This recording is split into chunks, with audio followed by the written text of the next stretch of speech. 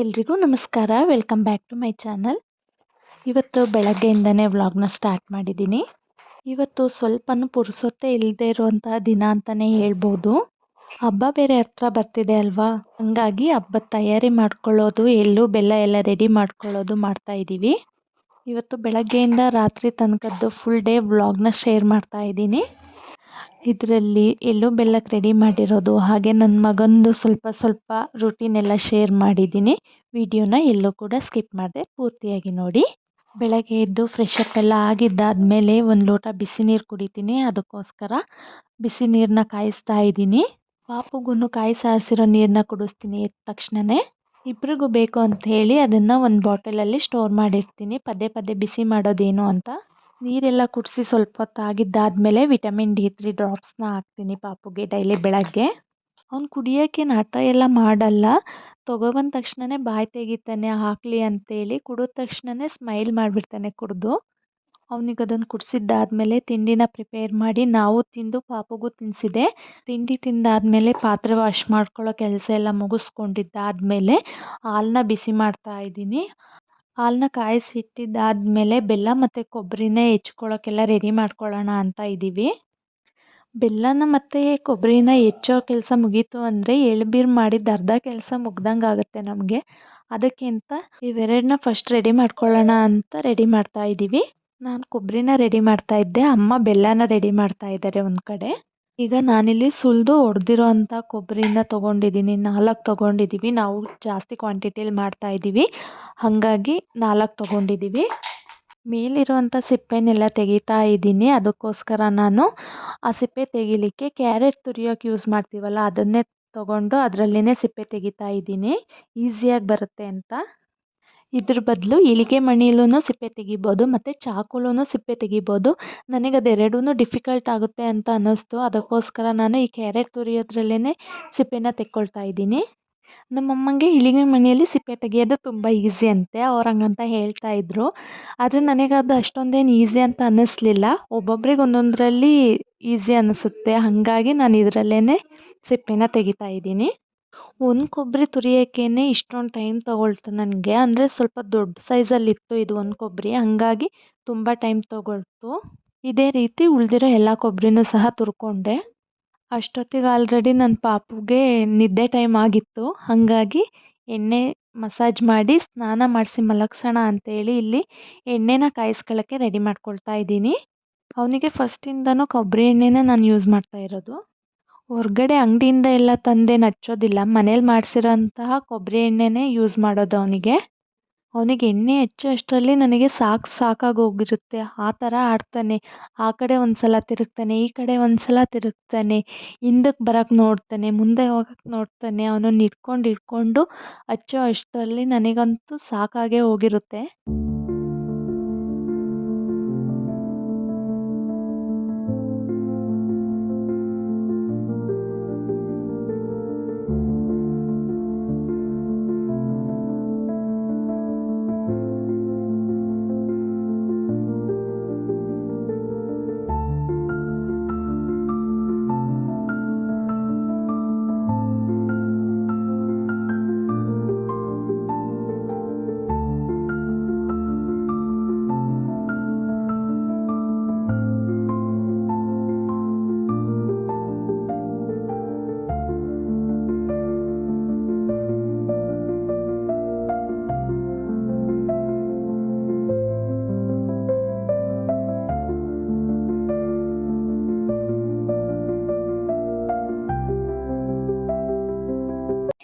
ಪಾಪುಗೆ ಎಣ್ಣೆ ಹಚ್ಚಿದ್ದೆಲ್ಲ ಆದಮೇಲೆ ಸ್ನಾನ ಎಲ್ಲ ಮಾಡಿಸಿ ಅವನನ್ನು ಮಲಗಿಸಿದ್ದಾದಮೇಲೆ ಟೀ ಕುಡಿಬೇಕಂತ ಅನ್ನಿಸ್ತು, ಹಾಗಾಗಿ ಟೀ ಮಾಡ್ತಾಯಿದ್ದೀನಿ. ಟೀ ಕುಡ್ದಿದ್ದಾದಮೇಲೆ ಮತ್ತೆ ಕೊಬ್ಬರಿ ಎಲ್ಲ ಹೆಚ್ಚೋಕ್ಕೆ ಸ್ಟಾರ್ಟ್ ಮಾಡ್ಕೊಳ್ತೀವಿ.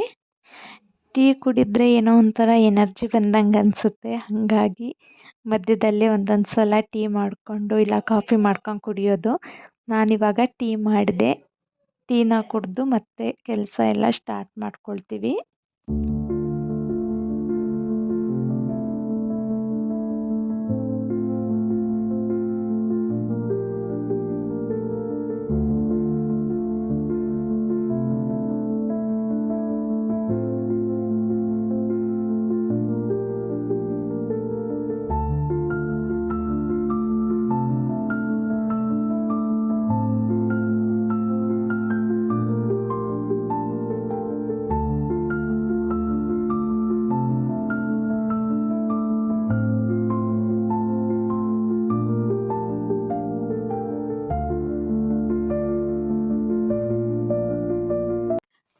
ಕುಡ್ದಿದ್ದಾದ್ಮೇಲೆ ಈ ಕಡೆ ಅಮ್ಮ ಬೆಲ್ಲ ಹೆಚ್ಚುತ್ತಾ ಇದ್ರು. ಬೆಲ್ಲ ಹೆಚ್ಚೋದು ಕೊಬ್ಬರಿ ಹೆಚ್ಚೋದ್ಕಿಂತ ತುಂಬ ಡಿಫಿಕಲ್ಟು, ಬೇಗ ಮುಗಿಯೋದೇ ಇಲ್ಲ. ಈ ಬೇಳ್ಗಳೆಲ್ಲ ಹಂಗಂಗೆ ಪೇಯ್ನ್ ಬರುತ್ತೆ. ಯಾವಾಗಲೂ ಹಿಂಗೆ ಇಟ್ಕೊಂಡು ಹೆಚ್ಚುತ್ತಾ ಇರ್ತೀವಿ ನೋಡಿ, ಹಾಗಾಗಿ ಬೇಳುಗಳು ತುಂಬ ನೋವ್ತವೆ.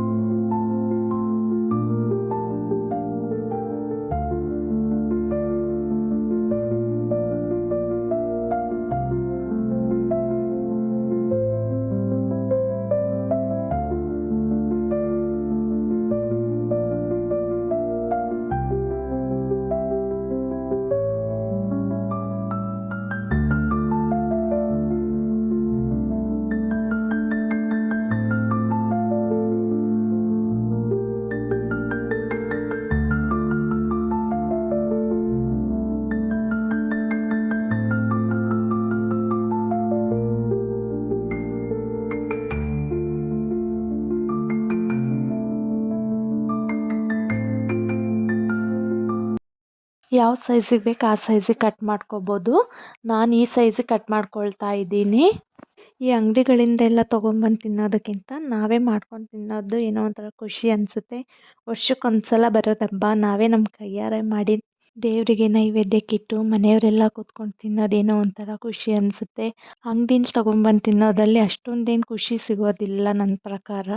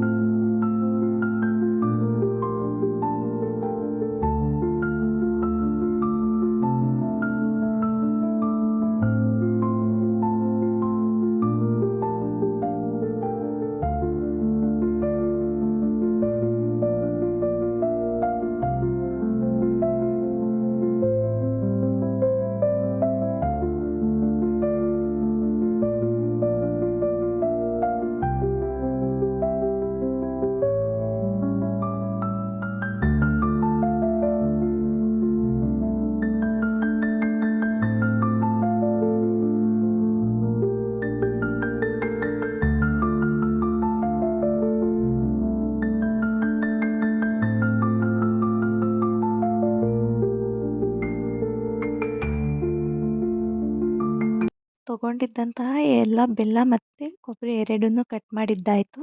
ಈಗ ಎರಡನ್ನೂ ಸಹ ಬಿಸಿಲಲ್ಲಿ ಒಣಗಕ್ಕೆ ಇಡ್ತಾ ಇದ್ದೀನಿ. ಎರಡು ಸ್ವಲ್ಪ ಬಿಸಿಲಲ್ಲೇ ಡ್ರೈ ಆಗಬೇಕು. ಕೊಬ್ಬರಿ ಏನಾದರೂ ಇನ್ ಕೇಸ್ ಹಸಿ ಕೊಬ್ಬರಿ ಆಗಿದ್ದರೆ ಬಿಸಿಲಲ್ಲಿ ಇಟ್ಟಾಗ ಡ್ರೈ ಆಗುತ್ತೆ ಅನ್ನೋದಕ್ಕೋಸ್ಕರ, ಹಾಗೆ ಬೆಲ್ಲನೂ ಸ್ವಲ್ಪ ಡ್ರೈ ಆಗಲಿ ಅಂತ ಎರಡನ್ನೂ ಬಿಸಿಲಲ್ಲಿ ಇಡ್ತಾ ಇದ್ದೀನಿ. ಇದೆಲ್ಲ ಕೆಲಸ ನಾವು ಮುಗಿಸ್ಕೊಳ್ಳೋ ಅಷ್ಟರಲ್ಲಿ ಆಲ್ರೆಡಿ ನಮ್ಮ ಮಗ ಎದ್ದು ಕೂತಿದ್ದಾನೆ ನೋಡಿ ಇಲ್ಲಿ.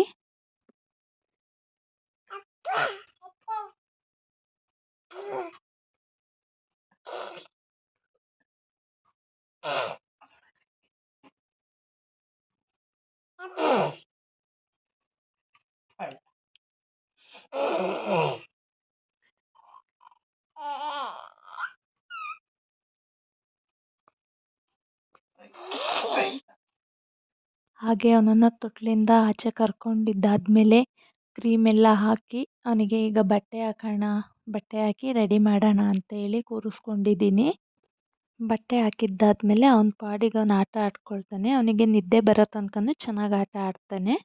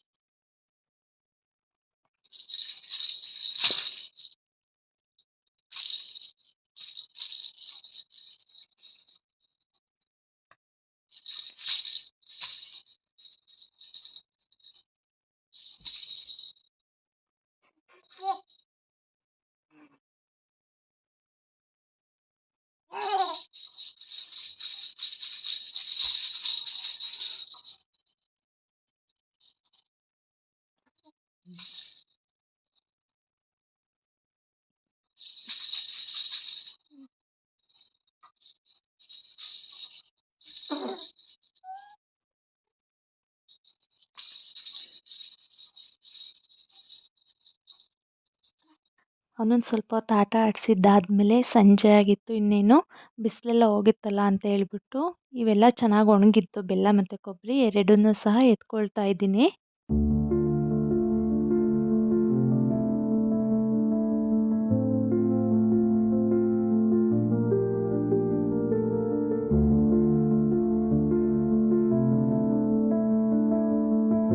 ಅದೆರಡನ್ನೂ ಒಳಗೆತ್ತಿಟ್ಟಿದ್ದಾದಮೇಲೆ ಸಂಜೆ ಕಾಫಿ ಎಲ್ಲ ಮುಗಿಸ್ಕೊಂಡಾಯಿತು. ನಾವು ಕಾಫಿ ಕುಡ್ದಿದ್ದಾದಮೇಲೆ ಪಾಪುಗೆ ರಾಗಿ ಸರಿ ತಿನ್ನಿಸೋಣ ಅಂತೇಳಿ ಕೂರಿಸ್ಕೊಂಡಿದ್ದೀನಿ. ಅವನಿಗೆ ಯೂಶ್ವಲಿ ಬೆಳಗ್ಗೆ ಇಲ್ಲ ಸಂಜೆ ಎರಡರಲ್ಲಿ ಒಂದು ಟೈಮ್ ಮಿಸ್ ಮಾಡೋದೇ ಇಲ್ಲ. ನಾನು ರಾಗಿ ಸರಿ ಒಂದು ಟೈಮ್ ಆದ್ರೂ ತಿನ್ನಿಸ್ತೀನಿ. ಬೆಳಗ್ಗೆ ಟೈಮ್ ನಮಗೇನು ಮಾಡ್ಕೊಂಡಿರ್ತೀವಿ ಅವನಿಗೆ ಕೊಡೋ ಥರ ಏನಾದರೂ ತಿಂಡಿ ಇದ್ದರೆ ನಾನು ಅವನಿಗೆ ಅದನ್ನೇ ತಿನ್ನಿಸಿರ್ತೀನಿ. ಅವನಿಗೆ ಅಂತ ಸಪ್ರೇಟಾಗಿ ಏನು ಮಾಡೋಕ್ಕೆ ಹೋಗೋದಿಲ್ಲ. ಆ ಥರ ಏನಾದರೂ ಈಗ ಚಪಾತಿ ರೊಟ್ಟಿ ಆ ಥರ ಏನಾದರೂ ಮಾಡ್ಕೊಂಡಿದ್ದಾಗ ಬೆಳಗ್ಗೆ ರಾಗಿ ಸರಿ ತಿನ್ನಿಸಿರ್ತೀನಿ. ಇಲ್ಲಾಂದರೆ ಈ ಥರ ಸಂಜೆ ಟೈಮಲ್ಲಿ ಅವನಿಗೆ ತಿನ್ನಿಸ್ತೀನಿ. ದಿನದಲ್ಲಿ ಒನ್ ಟೈಮ್ ಅಂತೂ ರಾಗಿ ಸರಿ ತಿನ್ನಿಸೋದು ಮಿಸ್ ಮಾಡೋದೇ ಇಲ್ಲ. ಬೆಳಗ್ಗೆ ಆದರೂ ಸರಿ ಸಂಜೆ ಆದರೂ ಸರಿ ಯಾವುದಾದ್ರೂ ಒನ್ ಟೈಮ್ ಆದ್ರೂ ಅವನಿಗೆ ತಿನ್ನಿಸಿರ್ತೀನಿ. ಹೊರ್ಗಡೆ ಅಂಗಡಿಯಿಂದ ಯಾವುದೇ ರೀತಿಯಾದಂಥ ರಾಗಿ ಸರಿ ತಂದು ನಾನು ನನ್ನ ಮಗಂಗೆ ತಿನ್ನಿಸಿಲ್ಲ. ನಾನೇ ಮನೆಯಲ್ಲಿ ಪ್ರಿಪೇರ್ ಮಾಡ್ತೀನಿ. ಇನ್ ಕೇಸ್ ರಾಗಿ ಸರಿ ಮಾಡೋದು ವಿಡಿಯೋ ಏನಾದರೂ ಬೇಕಂದರೆ ನನ್ನ ಚಾನಲಲ್ಲಿ ಸಿಗುತ್ತೆ. ಯಾರಾದರೂ ಇಂಟ್ರೆಸ್ಟ್ ಇದ್ದವ್ರು ಹೋಗಿ ಚೆಕ್ ಮಾಡಿ ನೋಡಿ. ಅವನಿಗೆ ರಾಗಿ ಸರಿ ತಿನ್ನಿಸಿದ್ದಾದ್ಮೇಲೆ ರಾತ್ರಿ ಊಟಕ್ಕೆ ಅಂತೇಳಿ ಹೆಸ್ರು ಕಾಳಿಂದು ಸಾಂಬಾರು ಮಾಡ್ತಾಯಿದ್ದೆ. ಹಾಗೆ ರೆಸಿಪಿನೂ ಸಹ ಶೇರ್ ಮಾಡ್ತಾಯಿದ್ದೀನಿ. 1 ಬೌಲ್ ಆಗೋಷ್ಟು ಹೆಸ್ರು ಕಾಳನ್ನ ತೊಗೊಂಡಿದ್ದೀನಿ. ಅದನ್ನು ಒಂದು 4-5 ಸಲ ಚೆನ್ನಾಗಿ ವಾಶ್ ಮಾಡ್ಕೋಬೇಕು. ತುಂಬ ಈಸಿಯಾಗಿ ತುಂಬ ಕ್ವಿಕ್ಕಾಗಿ ಮಾಡ್ಬೋದು ಈ ಸಾಂಬಾರನ್ನ. ಒಂದು ಸಲ ಟ್ರೈ ಮಾಡಿ ನೋಡಿ, ನೀವು ಕೂಡ ಇಷ್ಟ ಆಗ್ಬೋದು ನಿಮಗೆ. ವಾಶ್ ಮಾಡಿದ್ದಾದಮೇಲೆ ಒಂದು ಕುಕ್ಕರ್ಗೆ ವಾಶ್ ಮಾಡಿರುವಂತಹ ಹೆಸ್ರು ಕಾಳನ್ನ ಸೇರಿಸ್ಕೊಳ್ತಾ ಇದ್ದೀನಿ. ಒಂದು 4-5 ಸಲನಾದರೂ ಚೆನ್ನಾಗಿ ತೊಳ್ಕೊಂಡಿರಬೇಕು. ಹೆಸ್ರು ಕಾಳು ಹಾಕ್ಕೊಂಡಿದ್ದಾದಮೇಲೆ 2 ಟೊಮ್ಯಾಟೋನ ಕಟ್ ಮಾಡಿ ಸೇರಿಸ್ಕೊಳ್ತಾ ಇದ್ದೀನಿ ಬೇಯಿಸ್ಕೊಳ್ಳೋದಕ್ಕೇನೆ. ಅದಾದಮೇಲೆ ಒಂದು 8-10 ಎಳಕ್ಳು ಬೆಳ್ಳುಳ್ಳಿನ ಸೇರಿಸ್ಕೊಳ್ತಾ ಇದ್ದೀನಿ. ಒಂದು ಅರ್ಧ ಸ್ಪೂನ್ ಆಗೋಷ್ಟು ಜೀರಿಗೆ, ಹಾಗೆ ಒಂದು ಸ್ವಲ್ಪ ಅರಿಶಿಣನ ಸೇರಿಸ್ಕೊಳ್ತಾ ಇದ್ದೀನಿ. ಹಾಗೆ ರುಚಿಗೆ ತಕ್ಕಷ್ಟು ಉಪ್ಪನ್ನು ಸೇರಿಸ್ಕೊಂಡು 1-2 ಸ್ಪೂನ್ ಆಗೋಷ್ಟು ಎಣ್ಣೆನ ಹಾಕ್ಕೋಬೇಕು. ಎಣ್ಣೆ ಸೇರಿಸಿದ್ದಾದಮೇಲೆ ನಿಮಗೆ ಎಷ್ಟು ಕ್ವಾಂಟಿಟಿಲಿ ಬೇಕೋ ಅಷ್ಟು ಕ್ವಾಂಟಿಟಿಲಿ ನೀರನ್ನು ಹಾಕ್ಕೊಂಡು ಕುಕ್ಕರ್ ಲಿಡ್ನ ಕ್ಲೋಸ್ ಮಾಡಿ ಒಂದು 4-5 ವಿಷಲ್ ಚೆನ್ನಾಗಿ ಕೂಗಿಸ್ಕೋಬೇಕು.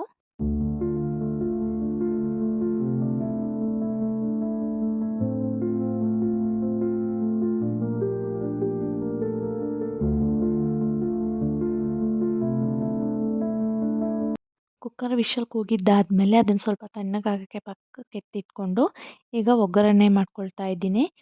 ಒಂದು 2-3 ಸ್ಪೂನ್ ಆಗೋಷ್ಟು ಎಣ್ಣೆನ ಹಾಕ್ಕೊಂಡು ಅರ್ಧ ಸ್ಪೂನ್ ಆಗೋಷ್ಟು ಸಾಸಿವೆ, ಅರ್ಧ ಸ್ಪೂನ್ ಆಗೋಷ್ಟು ಜೀರಿಗೆ, ಹಾಗೆ ಒಂದು 2-3 ಒಣಗಿದ ಮೆಣಸಿನ್ಕಾಯಿನ ಸೇರಿಸ್ಕೊಂಡು ಒಂದು 2 ನಿಮಿಷ ಚೆನ್ನಾಗಿ ಫ್ರೈ ಮಾಡ್ಕೋಬೇಕು. ಒಣಗಿದ ಮೆಣಸಿನ್ಕಾಯಿ ಚೆನ್ನಾಗಿ ಫ್ರೈ ಆಗಿದ್ದಾದಮೇಲೆ ಒಂದು ಈರುಳ್ಳಿನ ಉದ್ದುದ್ದಕ್ಕೆ ಕಟ್ ಮಾಡಿಕೊಂಡು ಸೇರಿಸ್ಕೊಳ್ತಾ ಇದ್ದೀನಿ. ಈರುಳ್ಳಿ ಕೆಂಪು ಬಣ್ಣಕ್ಕೆ ಬರೋ ತನಕ ಚೆನ್ನಾಗಿ ಫ್ರೈ ಮಾಡ್ಕೋಬೇಕು. ಹಸಿ ವಾಸನೆ ಎಲ್ಲ ಹೋಗಬೇಕು, ಅಲ್ಲಿನ ತನಕ ಚೆನ್ನಾಗಿ ಈರುಳ್ಳಿನ ಫ್ರೈ ಮಾಡ್ಕೋಬೇಕು. ಈಗ ಒಗ್ಗರಣೆ ರೆಡಿಯಾಗಿದೆ, ಇಷ್ಟ ಆದರೆ ಸಾಕು. ಕುಕ್ಕರ್ ತಣ್ಣಗಾಗಿದ್ದಾದಮೇಲೆ ನೋಡಿ ಈ ರೀತಿ ಬೆಂದಿದೆ. ಈಗ ಅದನ್ನು ಚೆನ್ನಾಗಿ ಮ್ಯಾಶ್ ಮಾಡ್ಕೋಬೇಕು. ನಾನು ಸೌಟಿಂದನೇ ಮ್ಯಾಶ್ ಮಾಡ್ಕೊಳ್ತಾ ಇದ್ದೀನಿ. ಮಸ್ಯ ಕೋಲ್ ಅಂತ ಇರುತ್ತೆ, ನಮ್ಮ ಮನೇಲಿ ಅದಿಲ್ಲ. ಹಾಗಾಗಿ ನಾನು ಸೌಟಿಂದನೇ ಮ್ಯಾಶ್ ಮಾಡ್ಕೊಳ್ತಾ ಇದ್ದೀನಿ.